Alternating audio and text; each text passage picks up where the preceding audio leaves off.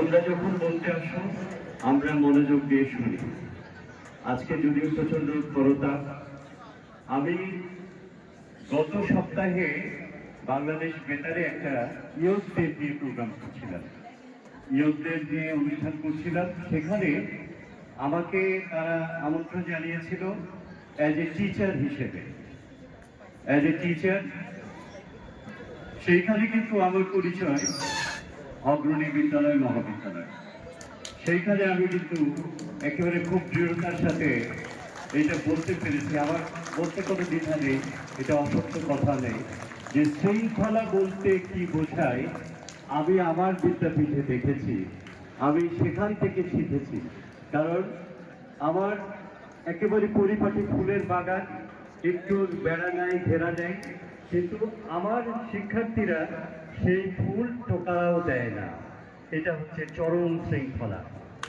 আবার বাইরে থেকে যদি কোনো অতিথি আসে, সেই অতিথিকে কিভাবে রিসিভ করবে, কিভাবে তারা বিদায় দেবে, এইটাও কিন্তু আমি আমার বিদ্যালয় থেকে পেয়েছি। এই যে প্রাপ্তি, এবং তোমরা এখান থেকে যেটা পাচ্ছ এটা তোমাদের সারা জীবনের পাথেয়।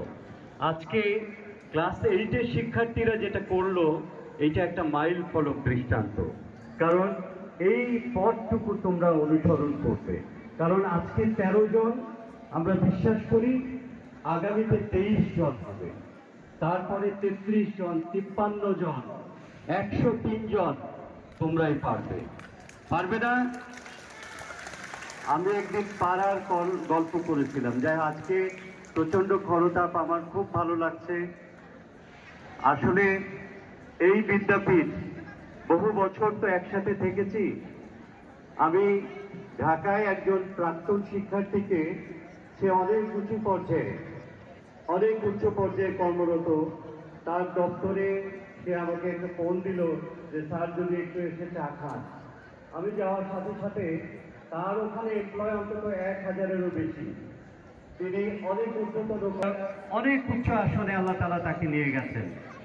তিনি বাংলাদেশ স্কাউটসের একজন উচ্চতর কর্মকর্তা। তোমরা হয়তো অনেকে বুঝবে, অনেকে বোঝো। অতএব তোমরা এই প্রাপ্তিগুলো কাজে লাগাতে হবে।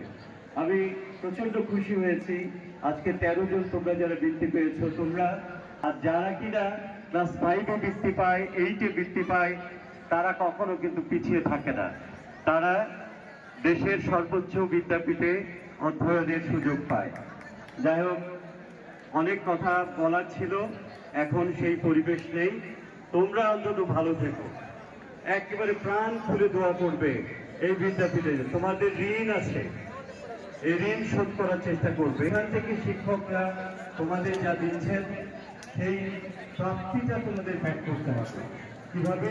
এই বৃত্তি পাওয়ার মধ্য দিয়ে, রেজাল্ট ভালো করার মধ্য দিয়ে, শৃঙ্খলার মধ্য দিয়ে, শিষ্টাচারের মধ্য দিয়ে, এবং ভালো মানুষ হবার মধ্য দিয়ে।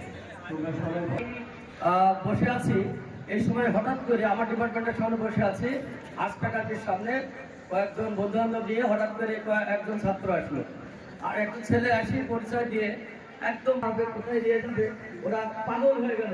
এটাই আমাদের পাওয়া। তোমরাও ইনশাল্লাহ একদিন এটা করবা। তো সবাই ভালো থেকো। এই মুহূর্তে আমি যারা এবার বৃত্তি পেয়েছে তাদের মঞ্চে আসার জন্য ম্যাডামকে অনুরোধ করছি। আসসালামু আলাইকুম। মোহাম্মদ তাওফিক মুনিম, মোহাম্মদ হাসিবুল হাবিব আদিত্য, তাড়াতাড়ি তোমরা চলে আসো। আর যারা সাধারণ গেটে বৃত্তি পাইছে আমি তাদেরও নাম বলছি: আবিদ আহমেদ, সিদরাতুল মুনতাহা, প্রোগ্রামিং। এটা অনুষ্ঠিত হবে 2রা মে।